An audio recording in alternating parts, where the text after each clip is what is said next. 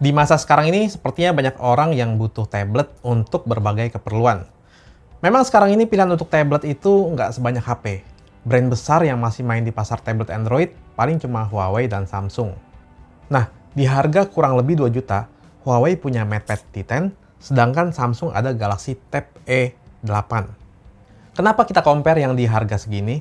Mungkin karena banyak orang tua yang pengen beli tablet murah untuk anaknya. Sekarang mari kita compare aja kedua tablet ini, dan mungkin bisa membantu kalian untuk cari yang cocok. Pertama kita lihat isi dalam boxnya dulu. Galaxy Tab S7 harganya Rp1.829.000.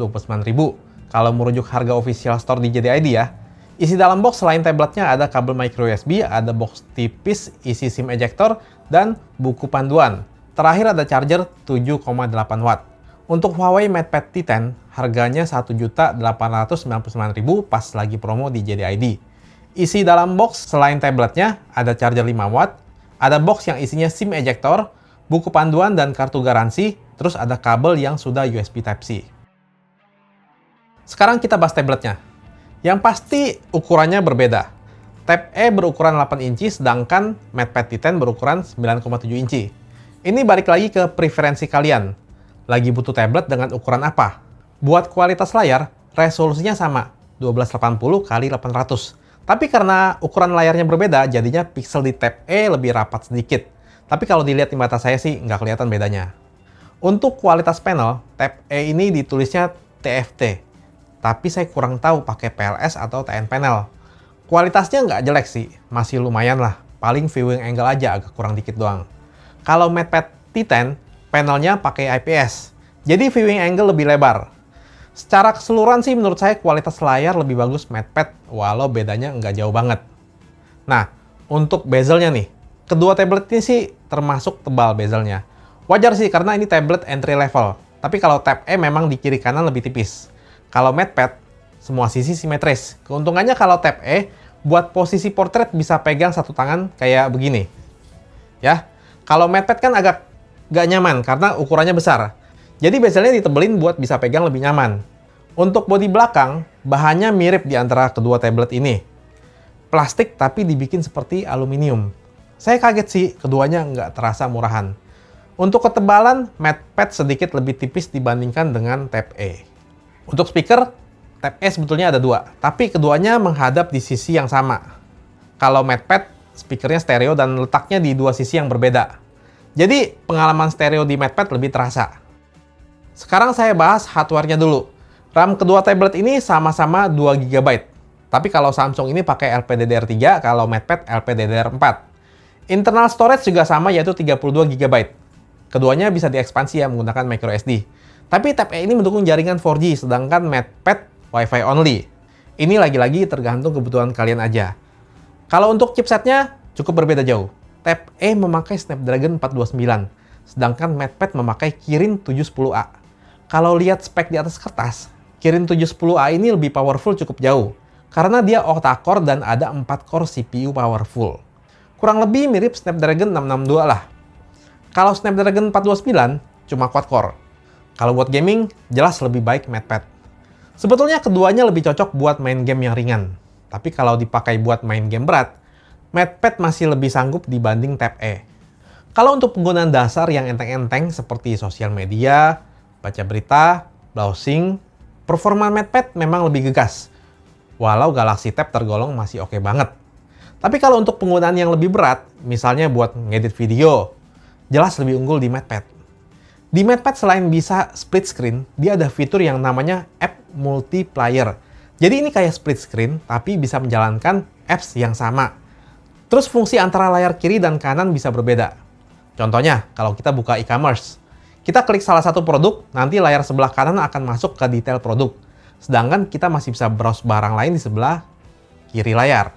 Sekarang kita masuk ke pembahasan yang cukup menarik, yaitu softwarenya. Galaxy Tab E ini memakai One UI Core 2.1 yang berbasis Android 10. Kalau MatePad memakai EMUI 10.1 yang berbasis Android 10 juga. Seperti yang kita tahu, di device Huawei itu nggak ada GMS atau Google Mobile Service. Tapi diganti dengan Huawei Mobile Service atau HMS. Gampangnya, layanan Google seperti Play Store, Gmail, Chrome, nggak ada. Ini mungkin bisa jadi pertimbangan orang pas mau beli perangkat Huawei saat ini. Apakah masih bisa dipakai untuk sehari-hari? Kalau Galaxy Tab A mah nggak usah saya bahas ya untuk masalah aplikasi ini. Yang menjadi perhatian sebetulnya di device Huawei. Sebetulnya Huawei ada App Gallery juga untuk menggantikan Play Store. Kalau diperhatikan, App Gallery sekarang udah tambah menarik. Aplikasi yang tersedia juga udah cukup banyak. Mungkin kita persempit ke aplikasi yang paling banyak digunakan oleh orang-orang. Apalagi di tablet harga 2 juta. Pertama mungkin Office. Di App Gallery ada Microsoft Office. Jadi aman kalau dipakai untuk sekolah online atau kerja. Mau baca berita, ada aplikasi Detik dan Kompas juga. Aplikasi e-commerce juga sudah banyak seperti JDID, Shopee, Tokopedia, Blibli. Buat nonton ada Mola TV, RCTI Plus, WeTV, dan mungkin bisa bertambah lagi ke depannya. Di App Gallery ada beberapa fitur lagi yang saya suka. Sebetulnya di luar sana kan ada beberapa alternatif Play Store untuk install aplikasi Android atau APK. Contohnya APK Pure. Bisa kita install juga di device Huawei. Nah, sekarang lewat App Gallery, pas kita search aplikasi, kalau nggak ada di App Gallery, dia tuh bisa keluarin hasil pencarian dari source seperti APK Pure dan yang lainnya. Terus kita bisa langsung download dan install dengan mudah. Terus ada satu fitur lagi yang menurut saya keren, namanya Quick App Center. Intinya dia itu bisa buka apps tanpa perlu kita install. Tapi performa dan fiturnya mirip dengan native apps kalau kita install. Ngerti kan ya maksudnya? Jadi tanpa perlu kita install, kita bisa buka apps dengan performa yang mirip. Dan yang menarik, banyak aplikasi yang tadinya nggak ada bisa dibuka lewat sini. Contohnya, aplikasi sosmed seperti Twitter, FB, Facebook ya, Instagram. Terus yang bikin saya kaget, kita bisa buka aplikasi Google juga lewat sini. Seperti YouTube, Google Drive, Google Maps, Google Translate, Gmail, dan lain-lain. Dan fitur-fiturnya sama kayak native apps. Oh ya, kalau buat kerja atau sekolah online, tentunya kita bisa install aplikasi Zoom Meeting juga. Lewat browser, tinggal ke web resminya Zoom dan download APK dari sana. Terus di sini juga tersedia aplikasi Ruang Guru yang bisa langsung diinstal lewat App Gallery. Jadi bisa digunakan untuk menambah kegiatan belajar anak-anak.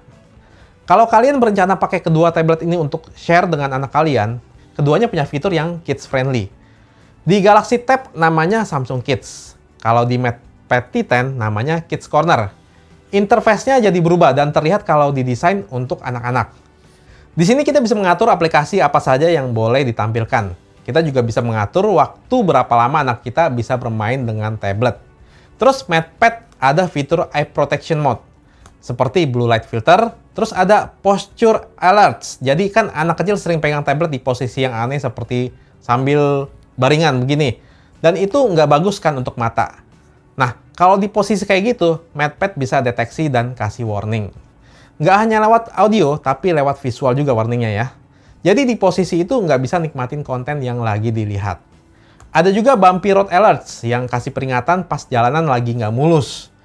Jadi misalnya kalau lagi naik mobil kan, goyang-goyang kan, kalau ngelihat layar goyang-goyang mungkin anak bisa muntah ya. Jadi dia kasih peringatan gitu, biar nggak mual-mual gitu mungkin anaknya kalau ngeliatin layar terus. Nah, fitur-fitur kayak gini nggak ada di Galaxy Tab. Kedua tablet ini punya dark mode, keduanya ada blue light filter juga, tapi di MatePad ada fitur e-reader mode. Jadi bisa bikin layarnya ini jadi hitam putih. Kayak tablet e-book reader gitulah. Kalau kamera, Tab E kamera belakangnya 8 megapiksel, kamera depannya 2 megapiksel, sedangkan MatePad kamera belakang 5 megapiksel, dan kamera depan 2 megapiksel. Untuk tablet sih saya nggak terlalu pentingin kamera ya, apalagi di harga segini. Nggak usah muluk-muluk. Yang penting bisa buat scan dokumen dan video meeting.